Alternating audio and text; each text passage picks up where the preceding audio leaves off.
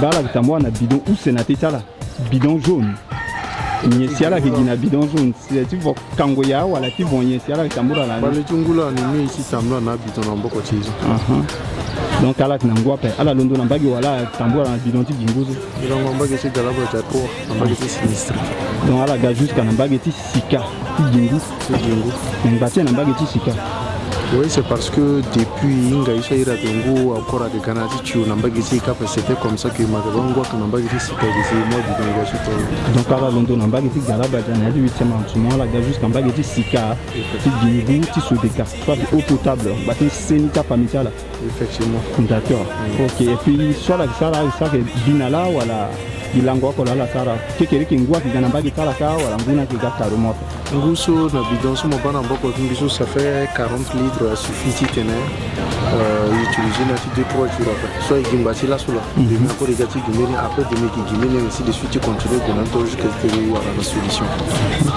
Ok, mais tenti là na beta là. Na tenti nguso a que problème na RCA. Pena soit que na beti ya que ti tene et puis qu'il y a un gouvernement vraiment il faut l'être l'azine en d'autres peuple le bas comment peuple que pas si dit tambla de distance si gingu. Vraiment il faut les gars qui datent tene la soutenir sur des kati bongi si tene aider ti tene y warango régulièrement na ta tu ko aider à arrêter à déplacer moitié na tracasserie ti gingu na distance. Ok, alors petit bidon ta na nduzuiba bidon jaune. Bidon jaune. Ok, merci. Merci. Ibala kigala kitongu atenti bidon jaune atenti ngwa ga kota tene yati bongi mingi mais ala kitongu so la langu kina carte so gila la tongu so wala ala gana mini carte ya yo ida koli lo na mini carte ya yo mi si ga bungu so na carte si ka tenti na mbage ti ka to nguna kingangu e kina carte so kana ndo ti oto nguna si ka bungu so de ka si ka malgré blague de so de ka gudana e so ti na carte mais nguni ya ga pendant so de kana kwa tingu ipe tambura des kilomètres aussi au Angoudi Gourani, comme à Tenengua, des Dili, Zongo, des Sel, des Vétizo, ils ont obligé de faire un truc qui est carte, quoi, ce qui dit, ou à négocier des natifs, c'est-à-dire à la London à Yangorondo. Mais il y a à la London à la petite arrondissement, à la London. Je suis mon pas été big one, pas été dans Malakala, il y a jusqu'à Guézo. Tigigingou, Tigigingou, elle a été une sur des cas, il faut jusqu'à des personnes à Kazanika, il y a Dungu, Dungunia, Dungunia, à Tenta Popela, qui d'abord fait Dungu, si tu n'as pas été si calme, soit que Kassel, quand même, sur des cas de date, tu vois, en Johnny du Golan, c'est what I am. D'accord. Et donc, kwa swala kisara ati dina la sala kisara ndadala dobi kana bagi disikati warangu wala de mon dosi kati gigindo so comme wangu dasi gina la se watma ton nguna da puso lo c'est la vie ton ça tene nguna da mon dosi kati giginti wa tiki nani parce que ma tene meni ko mo na bongi so ira tene bidon jaune i ba mo ngi ko ro ko gina bidon jaune na tita na ya ko do kiri na ndota mutu na ya ta pousse ça kitambura ke gina ni quoi donc problème tingu wa cha capital bongi ngango mingi ko do wa so atie ya capital abangi so ngango mingi tezi jusqu'à ngozi magaso que na saison pluvieuse mais wango ngwa gatene na moitié mars la ni na ngango encore mingi mais saison pluvieuse mais yiko gatene imati ko to de mati mingi atene gouvernement a penser si il y a forage voilà partout tene wa accès na ngu c'est tene dina sewa mais a je crois que na eso ngudi so de kana yanga datala nguna ekiga pepe nguna ekiga pepe mais est-ce que forage au gouvernement ici a une solution parce que nganguye ni avec tite na lekerigi nguti so de ka gana yanga dati zoko quoi non mais forage aussi a une solution tu dis pas parler sur de kana ngwe so que ai so que na ndoto otoka so de ka petit muti gona jusqu'à na cap donc forage ni comme akayi so avoir na bidisi c'est na profondeur so limingi a aider quand même dit à alléger quand même situation ni qui était tenté ku so de ka ina ngangu mingi mais ngindati so de kana so wa ingati so de kana sar na nyesi ala leker na yena pesi gouvernement qui encore meni ngindande so ah soit que tu so avec kota tene mingi tene pas gestionnaire qui ngangu mingi soit que kota tene mingi na kinjoni tene azu sur de ka buli ça tongo nangondo so na ki ngangu mingi tene nguna ngula et qui paye facture tu ngume jusqu'à présent problème soit que passer là mais sur de ka arriver tu remédier dans pays faudrait digi financement voilà gestionnaire que tene so inga na ti buli da mingi merci ta izala tonguta la si ala so londo na bagi de begwa merci mingi bagala sita bagamingi ibala ngati tongu ambagi ti sika ala lango na yati ndonige na bilango gapin bilango chimina bigeti galabadja près na aéroport ka Bon, pour un Tchinguni là, d'après là, il gagne jusqu'à na Begeti Sikage. Donc à la London, na Gala Badiati Gali Tongu na Bageti Sika.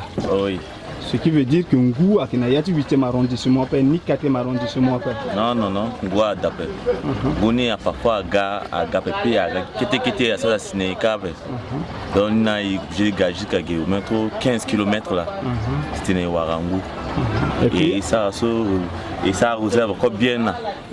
Demain encore, il quitte Tambla Guinée encore. Ok, donc quotidien, ça là. Guinée, ou quoi la tamboura Guingouna Guinée là, Guinée là. Wa qui d'après, wa qui d'après, Gigita se songu na wa. Guinée là, titinga ba quand même là au tolé yo nanto amina que muna pousse, amina que quand on a moto, ça dit mon bas risque ni parfois accident ni quoi grave, un tout mais il débrouille na gagner temps. D'accord, merci beaucoup. Bah là, je sais quoi. Merci. Iba itata la fois London na bageti 8e arrondissement, na bageti Begwa wala na pokoti aéroport la gati Dingu na bageti la. Atene tingu problème tingu en donné d'ailleurs c'est ya na bongi et pas de quoi atambwa gina bidon jaune. À la fois la ngouta na bageti sika. Est-ce qu'il y a la fois que va pas tingu so? Il y a un problème après.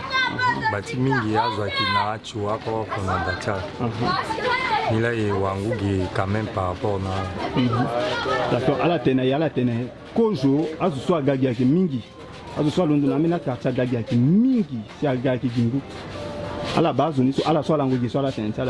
Non, il faut gouvernement le guilé geti tene le ça quoi na niveau du sud des quartiers aleke wa machine buba wa rien agita arranger si ambati sona menando awa problème tingwa. D'accord, mais quel problème tu vois? Ça fait passer toi. Problème tu vois, parfois gars, parfois coucou. D'accord. Donc, hormis problème tu vois la wala gapé. Mais problème tu vois à la quoi que wala ton amena aussi quartier quoi. Problème tu vois il quoi wa qui toi amena zo quartier. Donc toi gars lango que là la wala pas gars parfois à 13h demain à 21h qui toi. Donc problème tu na wa tia capitale. Qui sont trafic biani quoi. Ok, merci Nathan Farah. Merci Nathan.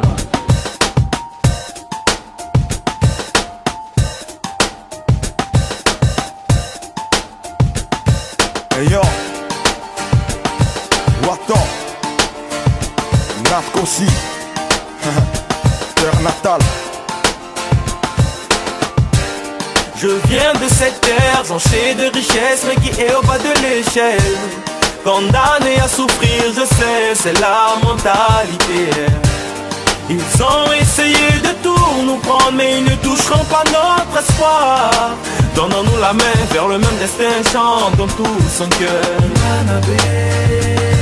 Benila yeke gapa siti yake uzi.